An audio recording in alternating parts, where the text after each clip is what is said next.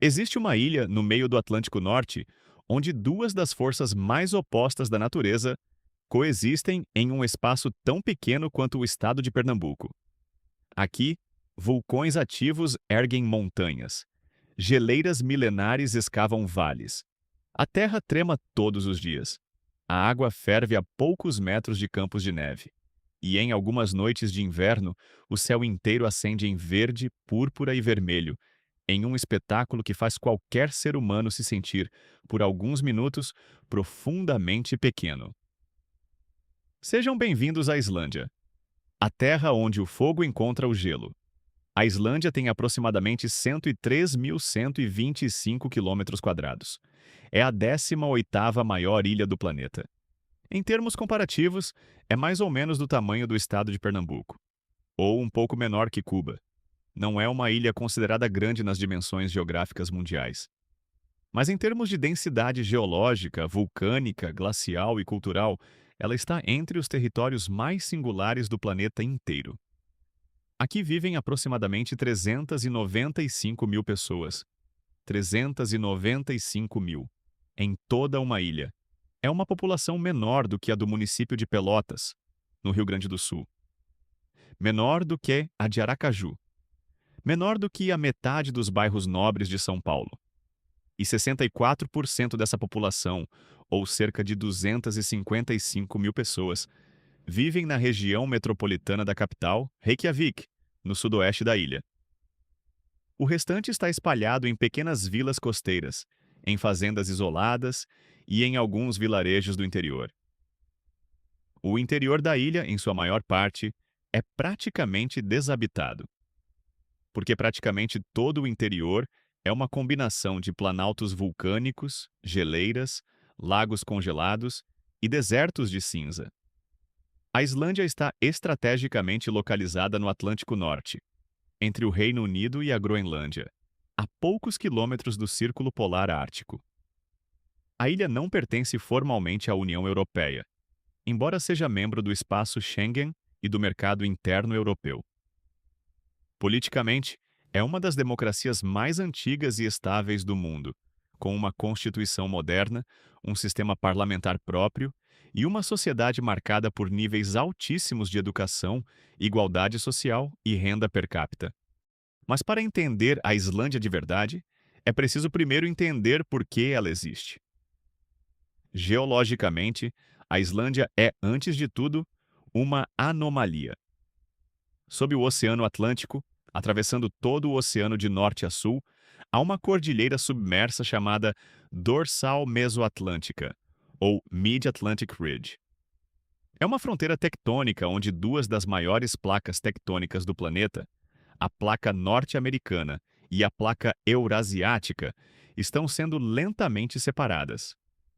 Em quase todos os pontos do Oceano Atlântico, essa cordilheira está submersa a milhares de metros de profundidade. Ninguém a vê. Apenas máquinas oceanográficas a registram. Mas, em um único ponto do planeta inteiro, essa cordilheira sobe acima do nível do mar. Esse ponto é a Islândia. Em termos geológicos, isso é considerado quase um milagre tectônico. A Islândia, em essência, é a parte da dorsal mesoatlântica que ficou exposta acima do oceano.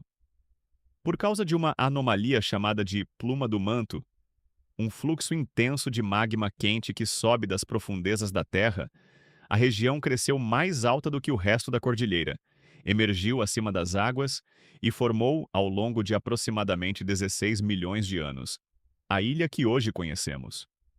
E o resultado dessa origem geológica é a paisagem mais ativa do hemisfério norte.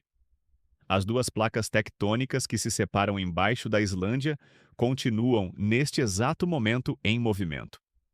Em média, separam-se cerca de 2 centímetros por ano. A ilha está sendo, literalmente, rasgada ao meio pela própria força que a criou. Cientificamente, isso é mensurável. Há trincheiras visíveis na superfície, fendas profundas, e em alguns lugares paredes de rocha que marcam o exato lugar onde uma placa começa e a outra termina. O lugar mais famoso para observar essa separação é o Parque Nacional de Thingvellir, no sudoeste da ilha.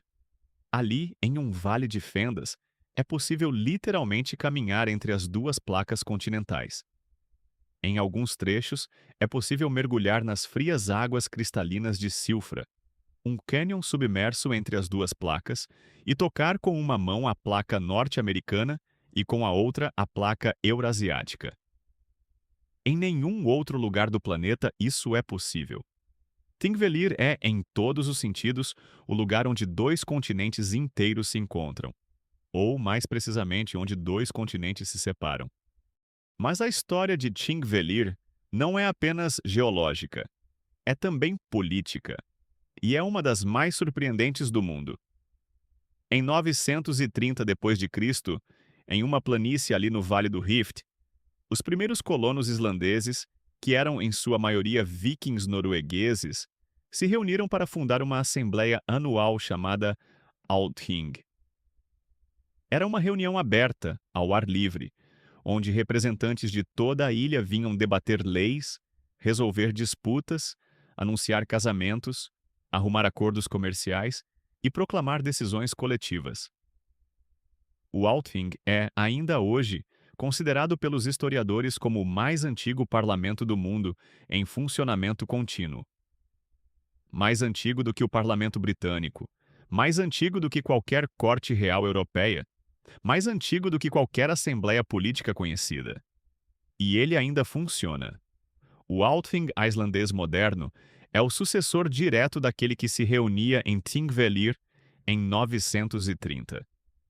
Em mais de 1.100 anos de história contínua, ele tornou-se um símbolo internacional da capacidade humana de auto-organização política.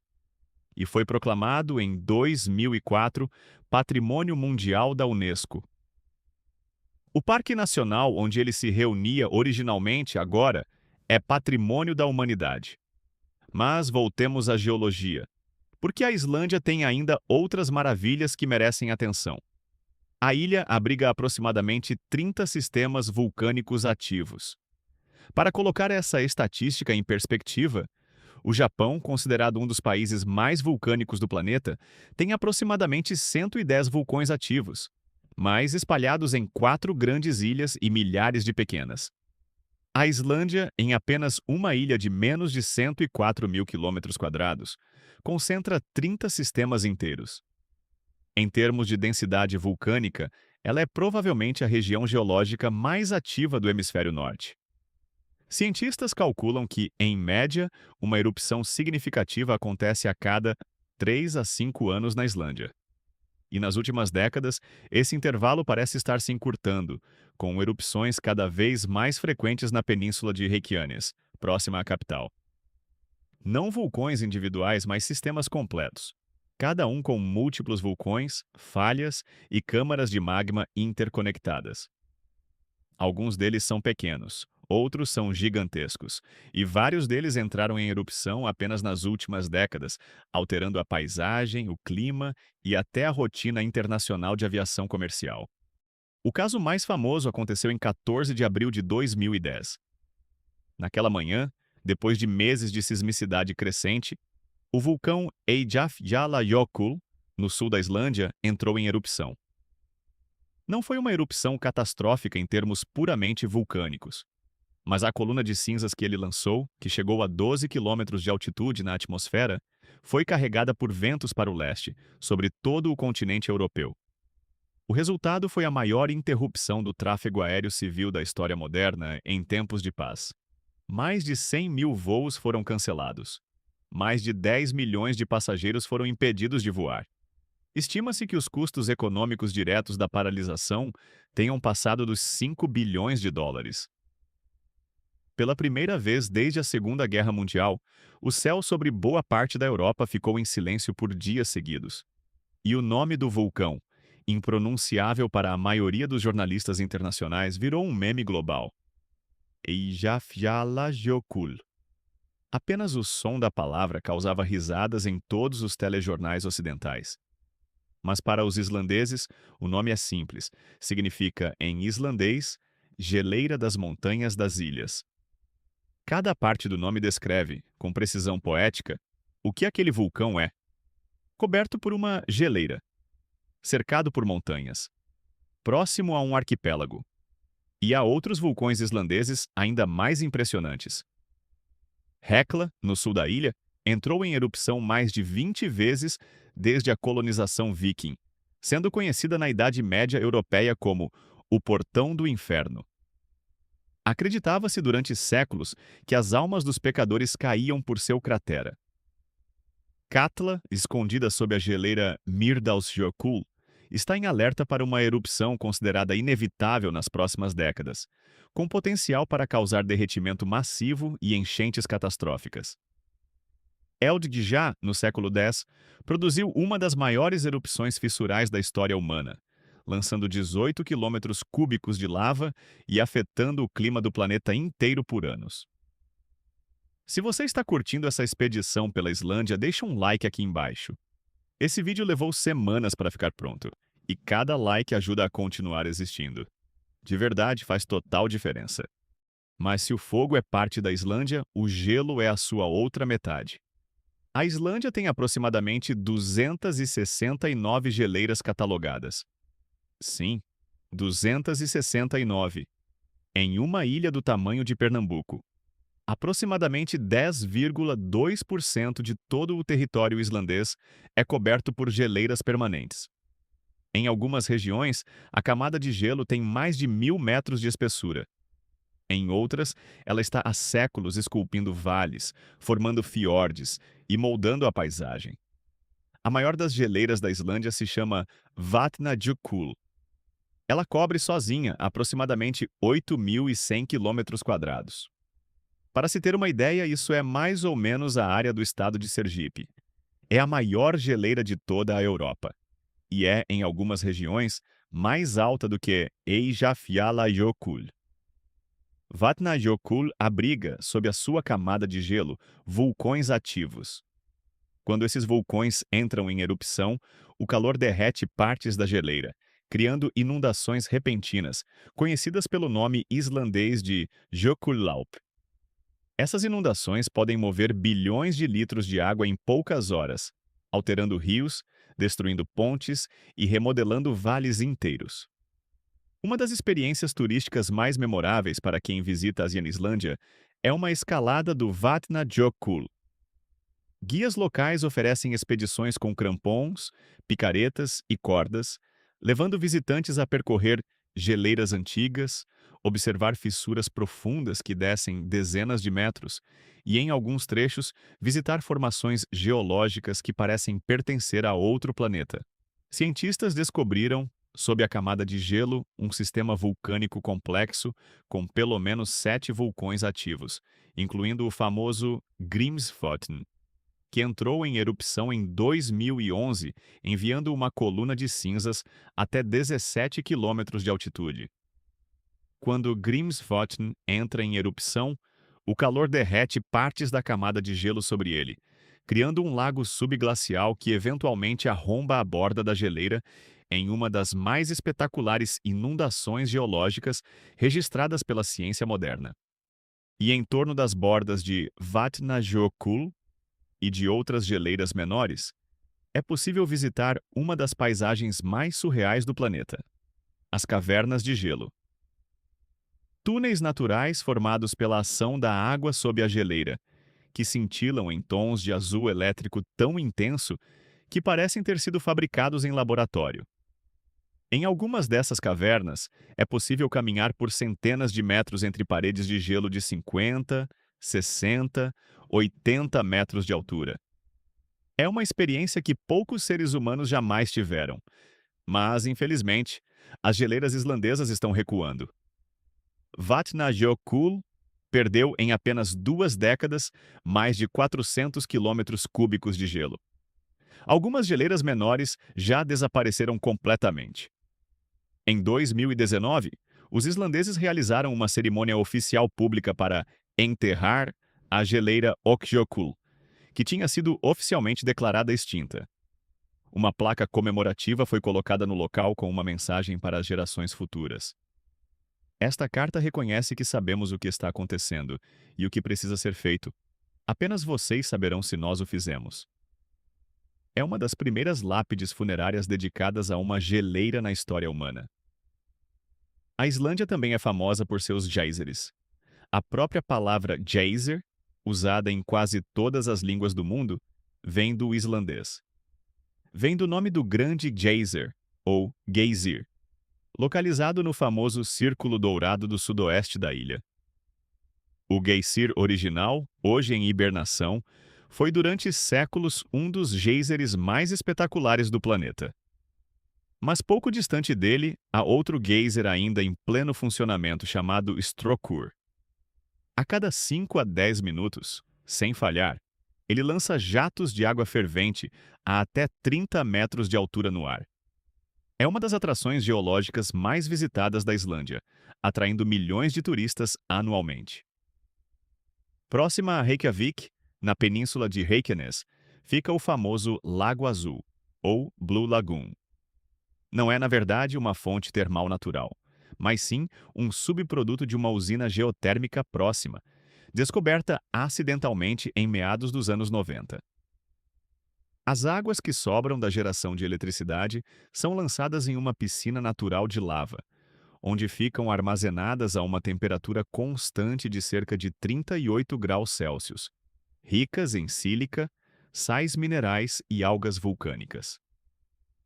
O resultado é uma das mais espetaculares piscinas termais do planeta, conhecida pela cor azul leitosa única, pelas propriedades terapêuticas para a pele e por estar literalmente no meio de um campo de lava negra. Hoje, o Blue Lagoon é um dos pontos turísticos mais visitados da Islândia, recebendo mais de 700 mil visitantes por ano. E há ainda outra lagoa, talvez ainda mais impressionante no sul da ilha, a Lagoa Glacial de Jökulsárlón. Ela se formou a partir do derretimento da geleira Breiðamerkurjökull, parte do sistema Vatnajökull. Hoje, é o lago mais profundo da Islândia, com cerca de 250 metros de profundidade em alguns pontos. Sobre suas águas escuras flutuam icebergs gigantes desprendidos diretamente da geleira, alguns com o tamanho de prédios pequenos, em tons de azul cristalino, branco puro e preto vulcânico.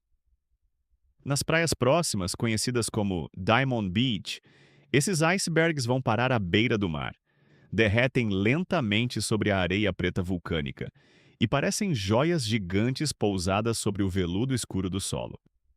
É uma das paisagens mais fotografadas do mundo. E há ainda as auroras boreais. Como já vimos em outros vídeos sobre regiões árticas, as auroras boreais são causadas por partículas solares que colidem com a atmosfera terrestre, atraídas pelo campo magnético dos polos.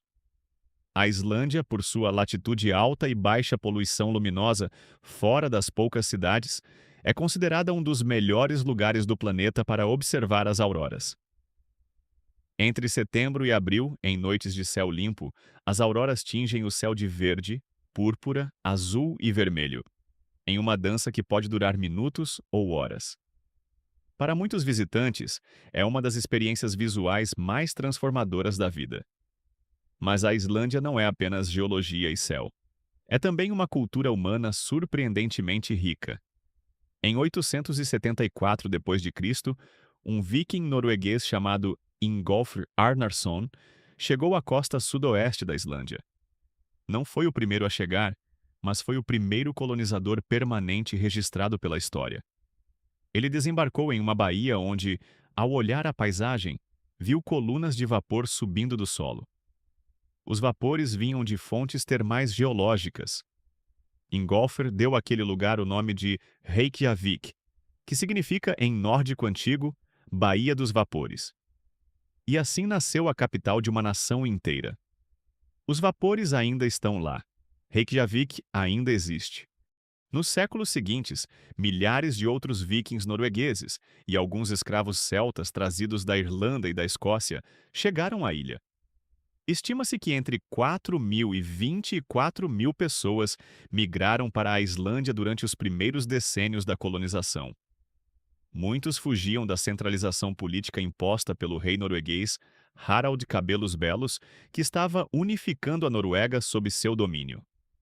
A Islândia, naquele momento, era um refúgio, uma terra livre, sem reis, sem nobreza herdada, onde cada homem livre podia possuir terra, votar, defender-se com armas e participar do outing. Essa identidade política original, profundamente democrática e descentralizada, marcou para sempre a cultura islandesa. Mesmo após perder a independência para a Noruega em 1262, e mais tarde passar para o controle dinamarquês durante 4 séculos, os islandeses nunca esqueceram suas origens. E em 17 de junho de 1944, em meio à Segunda Guerra Mundial, declararam unilateralmente sua independência da Dinamarca, fundando a República da Islândia que existe até hoje. Uma das democracias mais robustas, mais educadas e mais igualitárias do planeta. Os islandeses contemporâneos são, em muitos sentidos, uma das populações mais singulares do mundo. Têm um dos maiores índices de leitura per capita do planeta. Uma proporção significativa da população publica pelo menos um livro durante a vida. Conhecem profundamente as antigas sagas medievais escritas em islandês entre os séculos XII e XIV, considerados monumentos da literatura mundial. Falam um idioma, o islandês, que praticamente não mudou desde o século IX ao XII, ao ponto de crianças islandesas conseguirem ler textos vikings escritos há mais de 8 séculos sem dificuldade significativa nenhuma. E vivem em uma das sociedades mais ecologicamente avançadas do planeta. Aproximadamente 100% da eletricidade consumida na Islândia vem hoje exclusivamente de fontes renováveis, principalmente energia hidrelétrica e energia geotérmica. Praticamente toda a calefação das casas é geotermal, aproveitando o calor natural do subsolo. Os preços da energia são, em comparação com o resto do mundo industrializado, baixíssimos. A qualidade do ar é considerada excelente segundo padrões internacionais. E a água que sai das torneiras é considerada uma das mais puras do planeta, vindo diretamente de geleiras ou de aquíferos vulcânicos. A Islândia tem ainda uma cultura literária, musical e cinematográfica contemporânea de destaque global. Björk, talvez a artista islandesa mais conhecida internacionalmente, transformou-se em uma das figuras musicais mais influentes do mundo, desde os anos 90. Sigur Rós, banda fundada em Reykjavik em 1994, criou um gênero próprio que combina rock, música clássica e som ambiental, tornando-se uma das referências do pós-rock mundial. Autores como Halldór Laxness, ganhador do Prêmio Nobel de Literatura em 1955, levaram a literatura islandesa à reverência mundial. E o cinema islandês contemporâneo vem produzindo obras notáveis, premiadas em festivais internacionais. A literatura medieval islandesa, em particular, é considerada um dos pilares da literatura mundial. As sagas, escritas entre os séculos XII e XIV, são narrativas em prosa que contam histórias de vikings, guerras, vinganças e descobertas geográficas. A saga de Eric, o Vermelho, e a saga da Vinland documentam de forma surpreendentemente acurada as primeiras viagens vikings para a América do Norte, quase 500 anos antes de Cristóvão Colombo. Hoje sabemos por evidências arqueológicas em L'Anse aux Meadows, no Canadá, que essas viagens realmente aconteceram. A literatura islandesa foi por séculos a única fonte registrada dessa história. Sem ela, talvez nunca soubéssemos que vikings chegaram à América antes de qualquer outro europeu. Tudo isso em uma ilha de menos de 400 mil habitantes apenas. Uma ilha que produz, per capita, mais escritores, músicos e diretores de cinema do que praticamente qualquer outro país do planeta. Em termos de seleção masculina de futebol, a Islândia surpreendeu o mundo na Eurocopa de 2016 ao alcançar as quartas de final, eliminando a Inglaterra em uma das maiores zebras esportivas da história recente do futebol europeu. E em 2018, classificou-se pela primeira vez na história para uma Copa do Mundo. Tudo isso com uma população do tamanho de uma cidade brasileira de porte médio. E quando você caminha por Reykjavik em uma noite de inverno, com a temperatura beirando 0 graus, com a aurora boreal visível na faixa de céu sobre a Baía de Faxa, com pequenos cafés iluminados ainda funcionando às 11 da noite, com o cheiro de pão fresco e canela vindos de uma padaria próxima, você sente algo difícil de explicar. Você sente que essa ilha foi, em algum sentido, esculpida não apenas por vulcões e geleiras. Foi esculpida também pela imaginação coletiva de um povo que aprendeu, ao longo de 1.100 anos, a viver entre fogo e gelo e a transformar essa convivência improvável em uma das culturas mais delicadas e mais surpreendentes do nosso planeta. Mas a história da Islândia também tem seus capítulos sombrios. Em 1975, ocorreu a famosa Greve das Mulheres, conhecida como o Dia Livre das Mulheres, quando praticamente 90% de toda a população feminina islandesa parou de trabalhar e de fazer trabalho doméstico por um único dia, em protesto contra a desigualdade salarial. O resultado foi tão impactante que, em 1980, a Islândia elegeu Vigdís Finnbogadóttir como a primeira presidente mulher democraticamente eleita do mundo. Em 2009, o país também elegeu Johanna Sigurdardóttir como a primeira primeira-ministra abertamente gay do mundo. A Islândia é considerada, há mais de uma década, o país mais igualitário em termos de gênero segundo o Fórum Econômico Mundial.